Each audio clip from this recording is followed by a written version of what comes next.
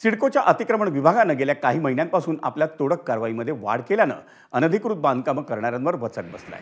Kharghar sector 5 मधील अनधिकृत बांधकामावर आजही कारवाई करण्यात आली।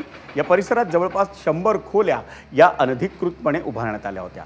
दरम्यान गेल्या 100 दिवसात 101 अनधिकृत बांधकामावर केलेल्या कारवाईतून सिडकोनं कोट्यवधी रुपयांची जमीन ही मोकळी केली आहे।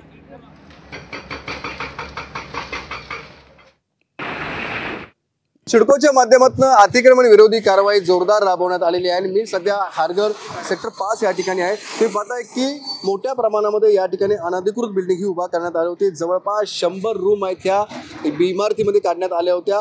3 ते 4 इमारती आहेत ते लागून उभा करण्यात आल्या होत्या आणि संपूर्णपणे ही इमारत तोडण्याचं काम या ठिकाणी सुरू करण्यात आलेलं आहे। आपल्यावर या ठिकाणी सिडकोचे मुख्य दक्षता अधिकारी सुरेश मेंगडे सर आहेत, आपण त्यांच्याशी बोलूया।